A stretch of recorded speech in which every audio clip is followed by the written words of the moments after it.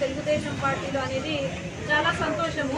ఎందుకంటే మీరందరూ ఒకటి గమనించాలా, తెలుగుదేశం పార్టీ ఒక్కటే మరి మైనారిటీలకు ముస్లింలకు ఈ మేలు చేసిన పార్టీ తెలుగుదేశం పార్టీ.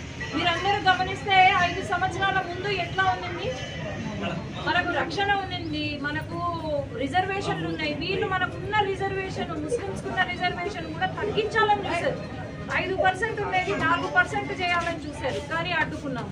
అట్లాగే నామినేటెడ్ పదవులు కానీ మీరు గుర్తుందో లేదో, తెలుగుదేశం పార్టీ ఉన్నప్పుడు మన పిల్లలకు విదేశీ విద్యను అందించినారు, అవునా కాదా? షాదీఖానాలు ఏర్పాటు చేసినారు. మరి ఇప్పుడు ఈ 5 సంవత్సరాలు ఎన్ని షాదీఖానాలు ఏర్పాటు చేస్తున్నారు? అట్లాగే పెళ్లి కానుక ఇచ్చినారా లేదా? చంద్రబాబు నాయుడు గారి హయాంలో నేను ఇచ్చినారు. తర్వాత ఇట్లా ఎన్నో పథకాలు. కానీ జగన్మోహన్ రెడ్డి ఏమన్నా చేసినాడా మైనారిటీలకు? మొన్న రంజాన్ వచ్చింది, చంద్రబాబు నాయుడు గారి టైంలో రంజాన్ వస్తే ఎట్లా ఉండేది మీరు చెప్పండి? మన మసీదులు లైట్లు వేసి పెయింట్లు కొట్టి కలకలలాడేది, అవునా కదా? రంజాన్ టోఫా ఇచ్చేవాళ్ళు, కానీ ఇప్పుడు ఇయ్యలే. వీళ్ళు ఏంటంటే ఎన్నికలకు ఒక్కటే మనం గుర్తొస్తాం. అట్లాగే మీరు అనుకోవచ్చు అక్కడ కొంతమంది తప్పుడు సమాచారాలు ఇవ్వచ్చు. ఈ వైసీపీ ప్రభుత్వము ఇప్పుడు మన ఒక్కొక్కరి పైన 3 లక్షల అప్పు ఉంది, ఒక్కొక్కరి పైన 3 లక్షల అప్పు ఉంది. ఈ అప్పు తీరాలంటే ఏం చేయాలి?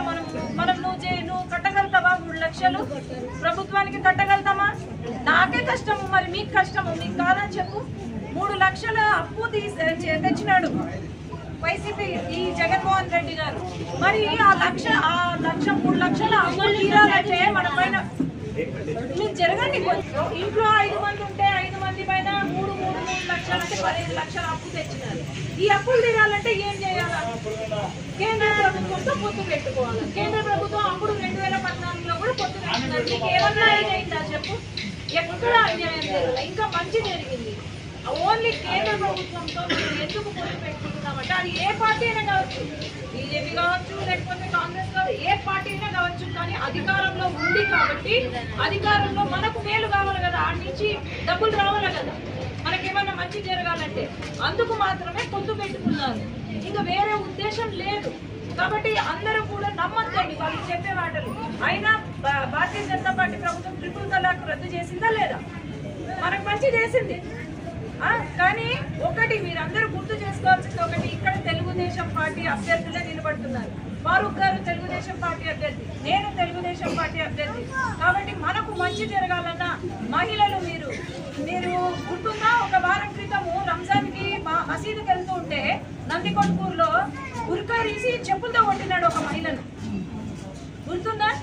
వాడు ఎంత ధైర్యం ఉంటే మహిళను పట్టుకోవడమే తప్పు, మళ్ళా బుర్కా వేసుకున్న ముస్లిం మహిళను పట్టుకొని బుర్కా తీసి చెప్పులతో కొట్టినాడు.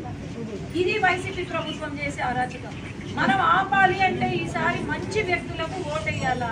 ఫారూక్ గారు మీ కమ్యూనిటీ నుంచి వచ్చిన వాళ్ళందరికీ తెలిసిందే, ఎప్పుడు కూడా ఆయన అన్యాయం చేయలేదు. సింపుల్ మనిషి, మంచి ఎంచినాడు కానీ ఎప్పుడు కీడెంచలేదు ఆయన. నేను ఒక డాక్టర్, మహిళలు నన్ను గెలిపించాలి, మీకు మంచి చేస్తాను, అండగా ఉంటాను, ఎప్పుడైనా అండగా ఉంటాను. ఇంకా ఉన్నారు, సాదర్ భాషలో ఉన్నారు, ఇంతమంది పెద్ద ఎత్తున జాయిన్ అయినారు. ఏదైనా ఇబ్బంది కలగని మీ వార్డు 4వ వార్డు వెంటనే నాకు ఫోన్ కొట్టండి. మీ ఇంట్లో సమస్యలైనా నాకు ఫోన్